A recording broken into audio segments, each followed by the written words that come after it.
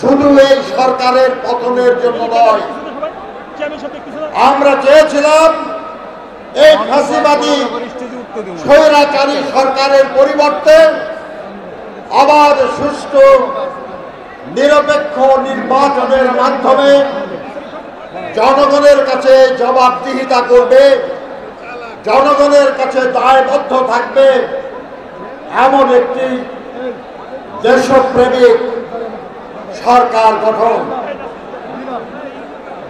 আজকে যে প্রক্রিয়া চলছে, এই প্রক্রিয়ায় এমন একটি নির্বাচনের পরিস্থিতি তৈরি হবে এবং সেই পরিস্থিতিতে আগামী দিনের সেই নির্বাচনের জন্য আমি এখন থেকে আপনাদেরকে প্রস্তুত হওয়ার আহ্বান জানাই।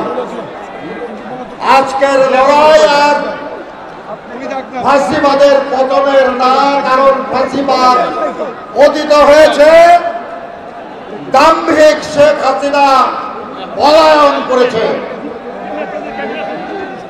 আজ আমাদের কাজ হলো দলকে শক্তিশালী করা, অঙ্গ সংগঠন, সহযোগী সংগঠনগুলোকে শক্তিশালী করা, জনগণের সঙ্গে সংযুক্তি বাড়ানো, তাদের মধ্যে আমাদের আদর্শের কথা বলা, শহীদ জিয়ার আদর্শ, দেশনেত্রী বেগম খালেদা জিয়ার আদর্শ, দেশনায়ক জনাব তারেক রহমানের আদর্শ।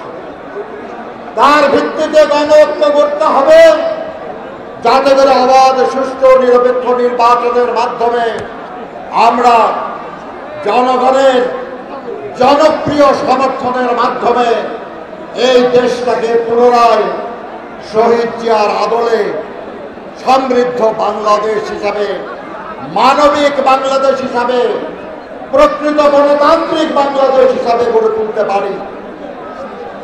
আমার বয়স হয়েছে, কিন্তু তারপরেও মুক্তিযুদ্ধ করেছিলাম, ওই আকাঙ্ক্ষা এখনো বুকে ধারণ করি। সেই আকাঙ্ক্ষা বাস্তবায়নের যে সময় এসেছে, এই সময়ে আমি আপনাদের সাথে লড়াইয়ের ময়দানে থাকব, এই আকাঙ্ক্ষা ব্যক্ত করে আপনাদের সবাইকে দীর্ঘদিন যে কষ্ট আপনারা করেছেন, সেই কষ্টের জন্য ধন্যবাদ জানাই।